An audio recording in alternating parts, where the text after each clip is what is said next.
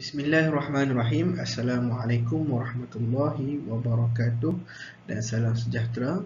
Saya Hazizul bin Abu Hassan pada hari ini akan membentangkan isu dan cabaran dalam pembaharuan hak milik pajakan.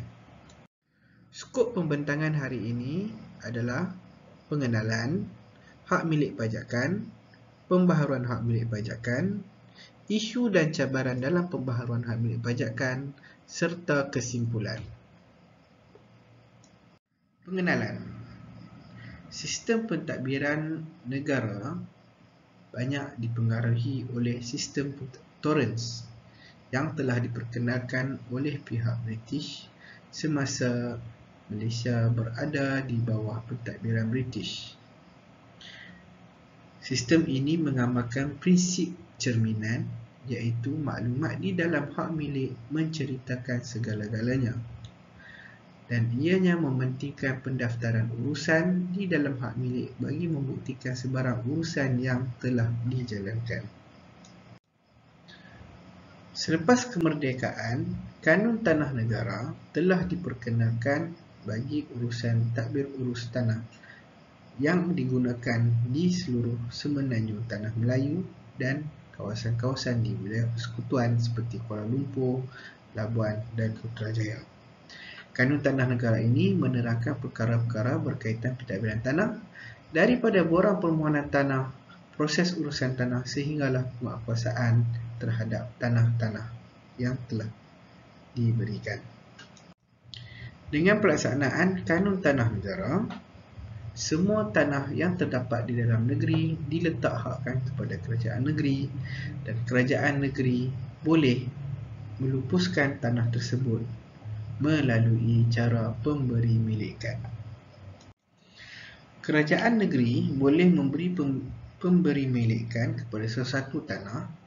Yang pertama, sama ada dengan memberi hak milik kekal, iaitu selama-lamanya menurut Seksyen 76AA yang dikenali sebagai geran negeri ataupun geran mukim, ataupun kerajaan negeri boleh mengeluarkan hak milik pajakan, iaitu pemilikan secara bertempoh mengikut Seksyen 76A yang selalunya dikenali sebagai pajakan negeri ataupun mukim. Hak milik pajakan. Apabila orang atau badan memohon untuk pemberi milikan, kerajaan negeri akan mempertimbangkan permohonan tersebut, meluluskan permohonan serta menetapkan bayaran premium kadar sewaan tahunan, kategori tanah, syarat nyata dan sekatan kepentingan. Perlu dimaklumkan di sini, hak milik pajakan boleh dilihat sebagai kontrak yang mengikat di antara kerajaan negeri dan pemohon untuk penggunaan tanah secara bertempoh pada kebiasaannya 30, 60 atau 99 tahun.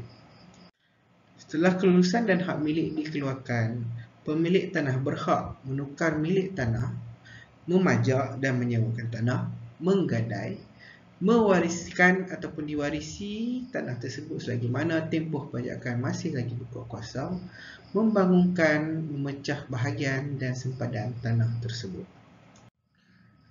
Maklumat-maklumat yang terdapat di dalam dokumen hak milik pajakan adalah cukai tahunan, iaitu kadar sewaan yang perlu dijelaskan sebelum 1 Jun tahun kalender. Yang keduanya adalah tempoh pajakan, iaitu tempoh pemilikan tidak melebihi 99 tahun. Maklumat kadastre, iaitu maklumat lokasi tanah, nombor lot tanah, dan juga kategori tanah yang terbahagi kepada 3, iaitu pertanian, bangunan dan perindustrian, di mana setiap kategori tanah mempunyai syarat tersirat yang tidak dinyatakan di dalam hak milik tetapi dihuraikan di dalam Kanun Tanah Negara melalui Seksyen 115, 116, 117 dan 118. Kemudiannya diikuti oleh maklumat syarat nyata, iaitu perincian kepada kategori tanah yang dinyatakan, sama ada pertanian Seksyen 121, bangunan dan industrian pada Seksyen 122. Maklumat seterusnya yang terdapat dalam hak milik pajakan adalah maklumat berkenaan dengan sekatan kepentingan, iaitu sekatan-sekatan yang menghalang pemilik tanah daripada menjalankan urusan. Seterusnya rekod ketuanpunyaan, iaitu maklumat ketuanpunyaan dan bahagian yang dimiliki.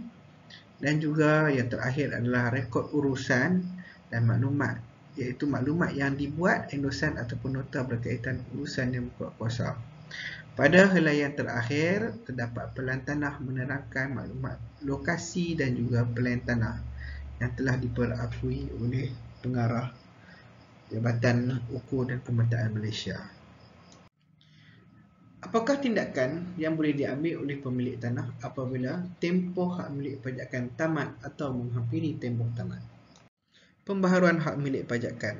Terdapat 4 cara pembaharuan hak milik pajakan yang telah dikenal pasti di dalam Kanun Tanah Negara, iaitu yang pertama penyerahan semula tanah menggunakan Seksyen 197 dan serentak pemberi milikan semula menggunakan Seksyen 76 Kanun Tanah Negara, di mana permohonan dibuat sebelum tamat tempoh. Urusannya adalah menyerahkan balik tanah tersebut kepada kerajaan dan memohon tanah tersebut serentak daripada kerajaan negeri bersama dengan tempoh yang baru yang tidak melebihi 99 tahun. Apabila diluluskan, hak milik baru akan dikeluarkan. Bagi kaedah yang kedua, iaitu penyerahan semula tanah dan pemberi milikan semula melalui Seksyen 204D, permohonan boleh dibuat sebelum tamat tempoh, dibuat dengan persetujuan hak milik tanah bersama, dan terdapat jaminan di dalam Seksyen 204 bahawa tanah tersebut setelah diserahkan kepada kerajaan akan diberi milik semula kepada pemohon, dan pemohon boleh memohon untuk pelanjutan atau pembaharuan hak milik pajakan yang baru. Bagi kaedah ketiga, permohonan pelanjutan hak milik pajakan menggunakan Seksyen 90A, di mana permohonan dibuat sebelum tamat tempoh, dibuat dengan persetujuan pemilik bersama dan pihak berkepentingan, dan kepentingan yang terdapat di dalam hak milik yang telah dieluskan adalah terjamin dan hak milik sedia ada tetap terus digunakan dan hanya dibuat endosan pada bahagian urusan dan rekod. Akhir sekali, kaedah yang keempat, apabila hak milik tersebut tamat, tanah tersebut akan diletakkan semula kepada kerajaan negeri dan pemilik tanah boleh memohon pemberi milikan semula melalui Seksyen 76 Kanun Tanah Negara, dan kerajaan akan memberi milik semula tanah tersebut dengan tempoh yang baharu serta hak milik yang baharu. Isu dan cabaran pembaharuan hak milik pajakan. Isu pertama adalah kenaan premium yang tinggi dan membebankan rakyat, di mana kerajaan cuba mengutip kenaikan maksima nilai tanah. Yang kedua adalah prosedur yang kurang difahami akan membantukan urusan pembaharuan hak milik pajakan. 4 kaedah pembaharuan yang dibenarkan oleh undang-undang, di mana pemilihan kaedah yang tidak bersesuaian akan menyebabkan pembaharuan hak milik pajakan tidak diluluskan. Ketidakadilan antara kelompok penduduk, terdapat perbezaan bayaran bagi kawasan kampung dan juga bandar. Seterusnya, isu dan cabaran adalah dari segi gentrifikasi, di mana premium yang tinggi di bandar akan menyebabkan timbulnya isu gentrifikasi. Penduduk yang tidak mampu untuk membayar premium pembaharuan hak milik pajakan akan berpindah ke kawasan yang mempunyai nilai hartanah yang murah dan lebih mampu milik. Jadi, kawasan-kawasan tersebut akan digantikan dengan penduduk-penduduk yang lebih berkemampuan untuk membayar premium yang lebih tinggi. Dan seterusnya adalah terdapat penolakan sistem hak milik pajakan yang beransur-ansur di negara-negara seperti Amsterdam, Australia dan juga Israel. Tapi seperti kita sedia maklum, apabila hak milik pajakan tidak diamalkan, ia akan mendatangkan kerugian kepada kerajaan, terutamanya dari segi kutipan nilai premium. Secara kesimpulannya, pembentang mencadangkan supaya kajian-kajian lanjutan boleh dibuat, iaitu mengkaji tentang wujud dan ketidakketentuan dalam pemilihan kaedah pembaharuan hak milik pajakan. Kajian juga boleh dibuat untuk melihat kepada dasar kutipan kadar bayaran premium yang tidak membebankan rakyat tetapi tidak merugikan kerajaan.